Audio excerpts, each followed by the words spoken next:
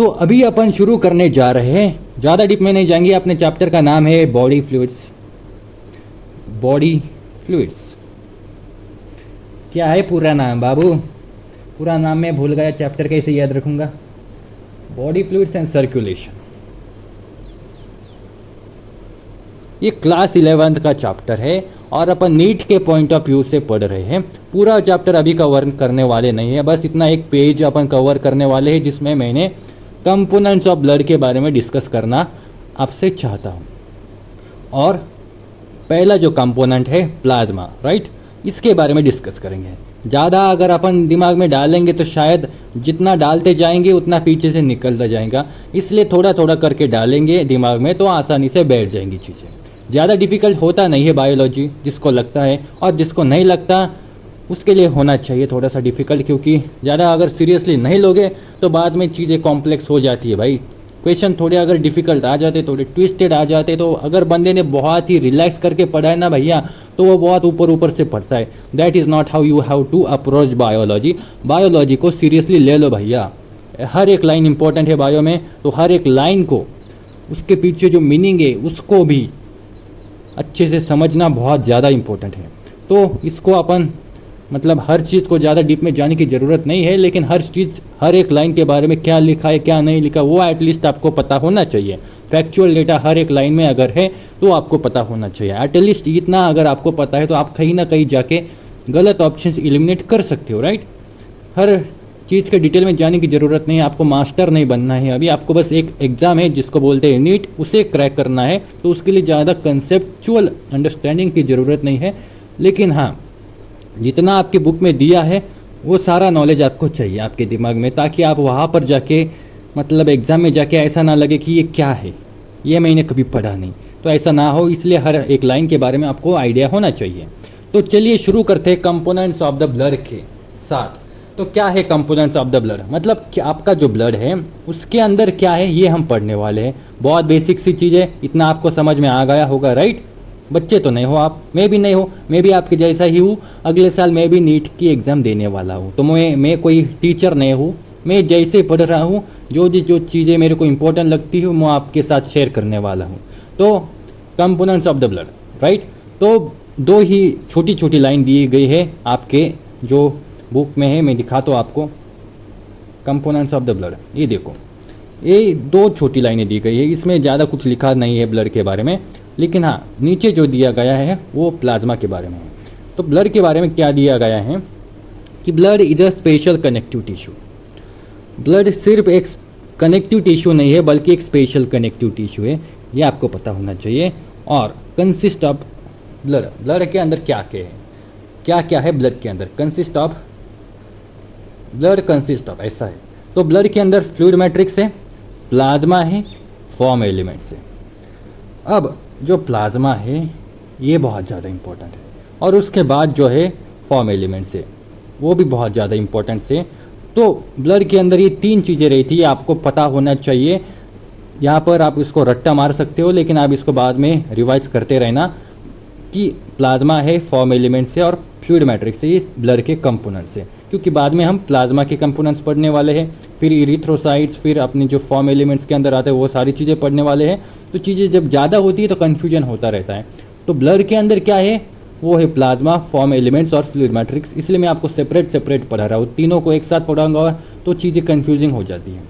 तो ब्लड के अंदर क्या है, ये तीन चीज़ें हैं। इसको अपने दिमाग में छोटी सी जगह एक साइड में, एक कोने में रख दो और वहाँ पर इसको स्टोर कर दो। प्लाज्मा कितना परसेंट है, राइट। अगर ब्लड में ये तीन चीज़ें हैं तो इन तीन चीज़ों का रेशो कितना है, कौन कितना हिस्सेदारी रखता है, ये आपको पता होना चाहिए, राइट। तो जो प्लाज्मा है 55% ऑफ द ब्लड में, सॉरी, जो प्लाज्मा है वो 55% ऑक्यूपेंसी ओन करता है। मतलब अगर आपका जो ब्लड है उसमें 55% जगह किसके हिस्से में आती है, प्लाज्मा, राइट। और फॉर्म एलिमेंट्स कितने हैं, 45%। आपके ब्लड के अंदर जो प्लाज्मा है उन्होंने कितना कब्जा बना के रखा है वो आपको पता होना चाहिए, दैट इज़ 55%। आपको दिख रहा होगा तो बढ़िया है, नहीं दिख रहा होगा तो मैं क्या ही कर सकता हूँ, मेरे पास अच्छा ज़्यादा सेटअप नहीं है। दिख रहा है आपको, अभी दिखेगा आपको, लेकिन मैं ऐसा बैठ के नहीं सकता, राइट, ऊपर पकड़ के। तो प्लाज्मा के अंदर ब्लड के अंदर प्लाज्मा ने 55% ऑक्यूपेंसी अपने दबदबा बना के रखा है। जो फॉर्म एलिमेंट्स है, फॉर्म एलिमेंट्स उन्होंने 45%। अगर आप पूछना चाहते हो कि ये फॉर्म एलिमेंट्स क्या होते हैं तो पूछ सकते हो, कोई शर्म की बात नहीं है। मुझे भी नहीं पता था, क्योंकि ये जो शब्द है मैंने 11th में आने के बाद पहली बार पढ़ा था, तो इससे पहले मेरे को पता नहीं था कि फॉर्म एलिमेंट जैसी कोई चीज़ होती है। तो जो पहली बार पढ़ रहे हैं, सुन रहे हैं, तो ये चीज़ नहीं है, लेकिन इसके अंदर जो मटेरियल है वो पुराना है। तो इसके अंदर कोई ज़्यादा हलवा जैसी कोई स्पेशल चीज़ें है नहीं कि फॉर्म एलिमेंट्स क्या है, भगवान ने क्या नया चीज़ ला के रख दिया हमारी बॉडी में, ऐसा कुछ नहीं है। जो फॉर्म एलिमेंट्स है उसके अंदर इरिथ्रोसाइट्स होते हैं, ल्यूकोसाइट्स होते हैं और प्लेटलेट्स होते हैं। मतलब इन तीनों को कलेक्टिवली फॉर्म एलिमेंट्स बोलते हैं। इन तीनों को कलेक्टिवली फॉर्म एलिमेंट्स बोलते हैं, आपको पता होना चाहिए।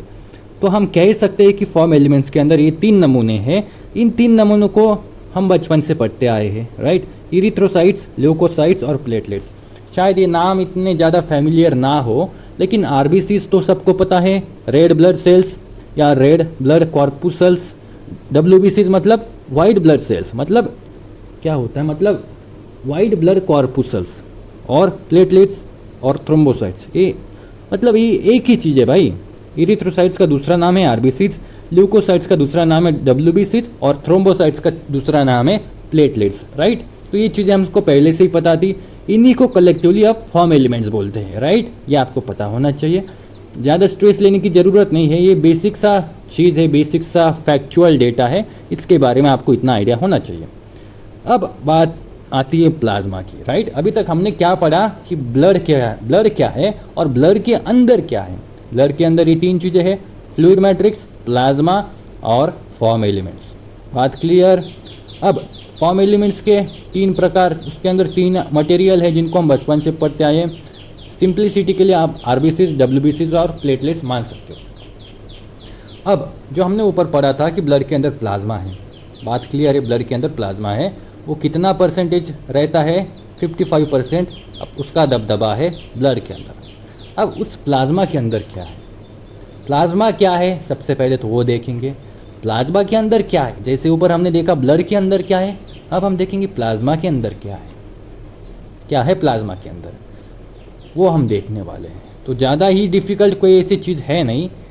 प्लाज्मा क्या है, 55% ऑफ द ब्लड को वो ऑक्यूपाई करता है। ये मैंने दूसरी बार बता दिया, पहली बार यहाँ पर बताया, दूसरी बार यहाँ पर बताया, कोई नई चीज़ नहीं बताई कि आपको फिर से कोई ज़्यादा ही स्ट्रेस हो। वही चीज़ मैंने यहाँ पर दोबारा बता दी, क्योंकि हमने प्लाज्मा का नया टॉपिक शुरू कर रहा है, तो अच्छा यह रिवाइज हो जाएगा आपका फिर से। लेकिन प्लाज्मा के बारे में अब यहाँ से शुरुआत करते हैं। जो उसका कलर है वो कैसा है, स्ट्रॉ कलर है और विस्कस फ्लूइड है, चिपचिपा। स्ट्रॉ कलर मतलब आपने घास फूस देखा होगा ना, घास, या किसी ने FS14 जो गेम होता है फार्मिंग सिमुलेटर गेम, उसमें हम जो ग्रास रहता है, ग्रास अपने गायों के लिए ग्रास काटते हैं, उसके बाद उसको सुखाते हैं, फिर वो थोड़ा सा हे बन जाता है। सूखे हुए घास को हे बोलते हैं, उससे भी ज़्यादा अगर सूख जाता है शायद उसको स्ट्रॉ बोलते हैं। मतलब अगर घास जो है जब नया रहता है, हरा भरा रहता है, लेकिन जब वो सूख जाता है, पुराना हो जाता है काटने के बाद, तो वो पीला हो जाता है, राइट। तो काइंड ऑफ उस जैसा कलर है स्ट्रॉ कलर, मतलब थोड़ा सा पीला टाइप का कलर है हमारे प्लाज्मा का, राइट। तो ये आपको पता होना चाहिए प्लाज्मा का कलर कैसा है, स्ट्रॉ कलर है और विस्कस फ्लूइड है, थोड़ा सा चिपचिपा काइंड ऑफ रहता है ना, चिपचिपा। अगर आपने किसी फ्लूइड को चिपचिपा देखा है तो उस टाइप का प्लाज्मा का थोड़ा सा मतलब कैरेक्टरिस्टिक्स आप बोल सकते हो। बात क्लियर है कि यहाँ तक प्लाज्मा क्या है, स्ट्रॉ कलर है और विस्कस फ्लूइड है। वो कितना ऑक्यूपेंसी होल्ड करता है ब्लड के अंदर, 55%। यहाँ तक देखा, यहाँ तक बस हमने कैरेक्टरिस्टिक कि प्लाज्मा कैसा है। हमने प्लाज्मा के अंदर क्या है ये अभी तक शुरुआत नहीं करी है कि उसके अंदर हमने खोद के निकाला क्या क्या निकलता है, देखेंगे, ऐसा कुछ नहीं किया। अभी हमने बस ऊपर से देखा है कि प्लाज्मा के अंदर प्लाज्मा कैसा है, बस इतना देखा है कि प्लाज्मा कैसा है, प्लाज्मा के अंदर क्या है, वो अभी तक शुरुआत नहीं की, अभी हम करते हैं। तो कंपोनेंट्स ऑफ द प्लाज्मा, जैसे ब्लड के कंपोनेंट्स थे, कंपोनेंट्स ऑफ द प्लाज्मा है, राइट। इतना सिंपल है भाई। Components of the blood, sorry components of the plasma क्या है, इसके अंदर कुछ नहीं है भाई, ये सबसे बकवास चीज़ है। इसका ना फालतू में हवा बना के रखा है, इसमें ज़्यादा कोई मटेरियल इतना अच्छा है नहीं, ऐसा हम बोल सकते हैं। क्योंकि इसके अंदर 90 से 92% क्या है? वाटर। 90 से 92% क्या है? वाटर है, पानी है भाई। मतलब 90 से 92% प्लाज्मा क्या है? वाटर। 90 से 92% ऑफ द प्लाज्मा में आपको पानी मिलेगा, पता होना चाहिए आपके दिमाग में इसका रट्टा हुआ, मतलब ये डेटा आपके दिमाग में एकदम फिक्स होना चाहिए कि 90 से 92% of the water is plasma. 90 से 92% of the plasma is water. मैंने थोड़ा उल्टा बोल दिया। 90 से 92% जो आपका प्लाज्मा है वो पानी है। इतना क्लियर है? अब ये थोड़ा मतलब पचकानी बातें हुई है, राइट, लेकिन पानी है, पानी कोई यूजलेस चीज़ नहीं है भाई। हमारा जीवन ही पानी के साथ है, पानी पर ही हमारा जीवन आधारित है, तो पानी को मतलब इतने हल्के में नहीं ले सकते, मतलब है ना। तो 90 से 92% प्लाज्मा के अंदर वाटर है। और उसके बाद जो है proteins, 6 to 8% of the plasma के अंदर आपको प्रोटीन्स मिलेंगे। प्रोटीन्स, राइट, अंडे खाओ प्रोटीन मिलेगा आपको, तो वैसा ही है प्लाज्मा के अंदर 6 to 8% प्रोटीन्स मिलेंगे। प्लाज्मा नहीं खाने का, हाँ, अंडे खाने का फिर प्रोटीन मिलेगा, वो प्रोटीन शायद प्लाज्मा को मिलेगा। तो वैसा ही कुछ सीन है। तो जो प्लाज्मा है उसको अपन डायरेक्टली नहीं खा सकते। हाँ, हमको प्रोटीन चाहिए, हम चलो प्लाज्मा खरीद के लेके आते हैं भाई, किसी की जान मत ले लेना प्लाज्मा के चलते। तो प्रोटीन जो है 6 to 8% है प्लाज्मा के अंदर, पता होना चाहिए, क्योंकि ये बहुत ज़्यादा इंपॉर्टेंट है। ऊपर का भी इम्पोर्टेंट है, सारा चीज़ें इंपॉर्टेंट है, क्योंकि ये सारे फैक्चुअल चीज़ें हैं। सारी चीज़ें जो यहाँ पर लिखी पता होनी चाहिए। प्रोटीन 6 to 8% है। अब प्रोटीन जो मेजर प्रोटीन है भाई, प्रोटीन तो बहुत सारे होते हैं, लेकिन कुछ मेजर प्रोटीन है जिनके बारे में आपको पता होना चाहिए। यहाँ पर जो प्रोटीन्स है वो 3 मेजर प्रोटीन्स आपके एनसीईआरटी बुक में दिए गए हैं। तो पहला है fibrinogen, right, fibrinogen is the first major protein, फिर ग्लोबुलिन से, फिर एल्बुमिन से। इनका कोई ऑर्डर नहीं कि ये पहले है, इस सबसे ज़्यादा ये है, ऐसा नहीं है। ये 3 मेजर प्रोटीन है जो आपकी प्लाज्मा में ये आपकी एनसीईआरटी बुक में दिए गए हैं, इनके बारे में आपको पता होना चाहिए।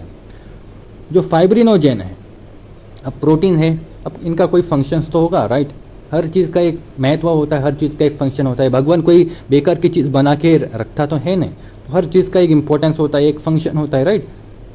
तो फाइब्रिनोजेन है, उसका क्या इंपॉर्टेंट रोल है? तो उसका जो इंपॉर्टेंट रोल है वो क्लॉटिंग में, जब आपको चोट लगती है तो वहाँ पर बाद में क्लॉटिंग होती है, ताकि आपका जो आपका खून है वो बाहर आने से रुके, राइट, ब्लड लॉस ना हो, उसके लिए वहाँ पर क्लॉटिंग की जो प्रक्रिया है वो शुरू हो जाती है। और उसमें जो ये फाइब्रिनोजेन है वो कहीं ना कहीं एक अपना फंक्शन निभाता है, अपना रोल निभाता है। तो फाइब्रिनोजेन है। ग्लोबुलिन जो है डिफेंस मैकेनिज्म में अपना योगदान देता है। एंड जो एल्बुमिन से जो ऑस्मोटिक बैलेंस रहता है उसमें आपका अपना योगदान देता है, राइट। बॉडी में जो osmotic balance, ion balance, water balance, ये जो लेवल होता है उसको मेंटेन रखने में एल्बुमिन योगदान देता है। Globulins defence mechanism, fibrinogen clotting, right. मैंने इनको कैसे याद रखा था? फाइब्रिनोजन तो मेरे को याद हो गया था, एल्बुमिन्स, ऑस्मोटिक बैलेंस ये भी मेरे को याद हो गया था, ऐसा नहीं है। ये मेरे को बस एक चीज़ याद हो गई थी, फाइबर्स, मतलब जो आपने क्लॉटिंग होते हैं ना, क्लॉटिंग की जो प्रोसेस होती है उसमें जो फाइबर्स इन्वॉल्व होते हैं क्लॉटिंग करने के लिए, मतलब धागे मालूम है, फाइबर्स, ये जो फाइबर्स होते हैं वो इन्वॉल्व होते हैं क्लॉट बनाने में। जहाँ पर खून बाहर निकलने लगता है, जहाँ पर चोट लगती है ना, वहाँ पर फाइबर्स जो रहते हैं वो इन्वॉल्व होते हैं क्लॉटिंग में। तो मेरे को ये फाइब्रिनोजन का क्लॉटिंग का ऐसे याद हो गया था। लेकिन जो ग्लोबुलिन्स है वो कैसे याद हो गया था मैं आपको बताता हूँ। मैं गेम खेलता था, जो गेम था वो कौन सा था? Cash of clans. उसमें ना गॉब्लिन्स रहते थे। गॉब्लिन्स कैसे टुच्चे लुच्चे जैसे चोर टाइप के लोग थे उसमें। वो क्या करते थे, जब मैं गेम बंद करके जाता था, या वो चोर लुटेरे थे, जब मैंने गेम बंद कर दिया तो वो मेरा जो किंगडम था वहाँ पे जाके लूट मार मचाते थे, सारा मेरा जो सोना जो चांदी था वो लूट के चले जाते थे। तो मतलब वहाँ पर इसका अपोजिट था। यहाँ पर ग्लोबुलिन्स है, वहाँ पे गॉब्लिन्स थे। गॉब्लिन्स मतलब चोर लुटेरे और ग्लोबुलिन्स मतलब डिफेंस, ये उसका एकदम अपोजिट है, राइट। तो ग्लोबुलिन्स मतलब डिफेंस, ऐसा मेरे को याद हो गया था। ग्लोबुलिन्स मतलब पुलिस और गॉब्लिन्स मतलब चोर लुटेरे, ऐसा मैंने याद कर लिया था। तो मेरे को अगर कन्फ्यूजन भी होता है तो मैं globulins and goblins and defence and चोर लुटेरे करके रिलेट करके सही आंसर में टिक कर दूंगा। तो ऐसा मेरे को याद हो गया था। तो ग्लोबुलिन्स मतलब डिफेंस, फाइबर से क्लॉटिंग, एंड जो बचा था वो ऑस्मोटिक बैलेंस में अपना योगदान देता है। ऐसे मैंने याद कर लिया था, आप भी ऐसे ही याद कर सकते हो अगर आपकी दिमाग में थोड़ी सी कमजोरी है मेरे जैसी। तो बात आती है मिनरल्स की। तो प्रोटीन्स हमने देख लिया 6 to 8% है, वाटर हमने देख लिया 90 से 92% है, एंड जो मिनरल्स है वो कितने हैं?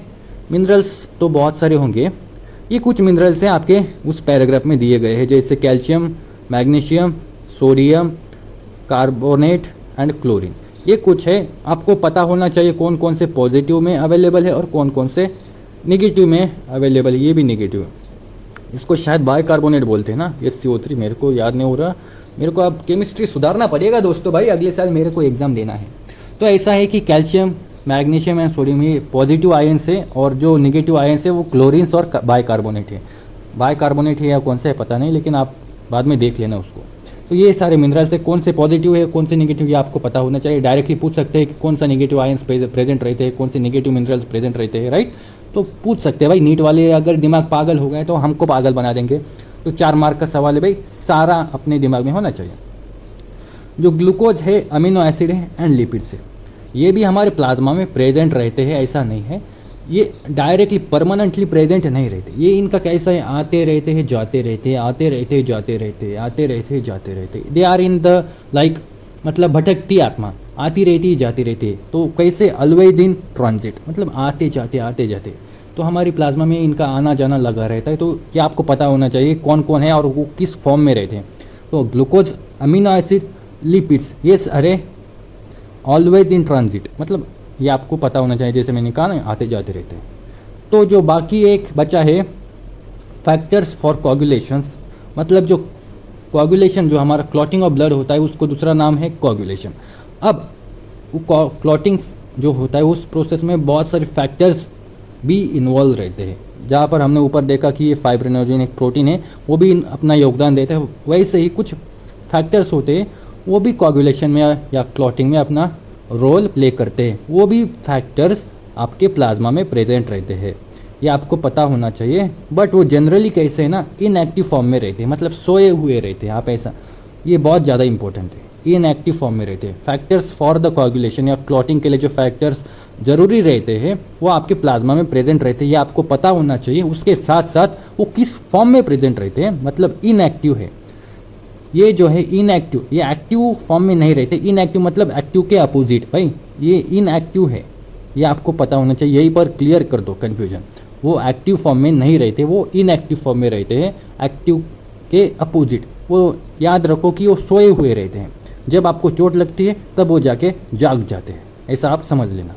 और एक इम्पोर्टेंट लाइन रह गई थी, मैंने क्या कहा कि प्लाज्मा में फैक्टर्स फॉर कोगुलेशन प्रेजेंट रहते हैं, right.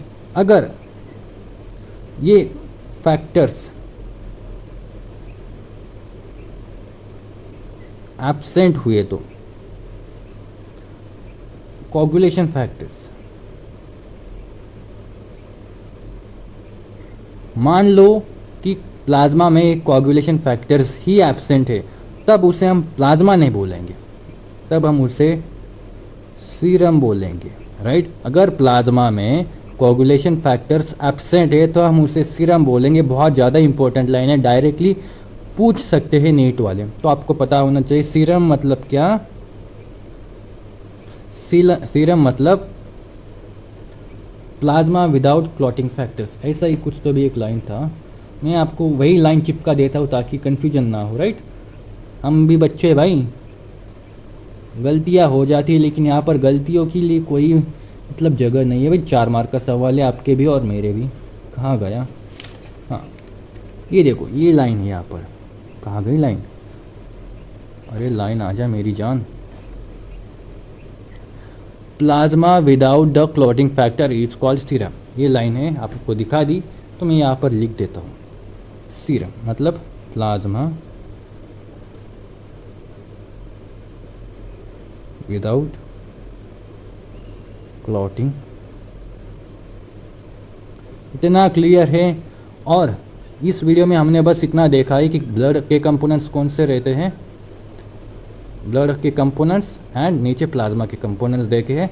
In the next video हम देखेंगे फॉर्म एलिमेंट्स के बारे में, मतलब आपके आरबीसीज के बारे में देखेंगे, आपके ल्यूकोसाइट्स के बारे में देखेंगे और आपके प्लेटलेट्स के बारे में देखेंगे। आपके नहीं, मतलब हम सबके, राइट।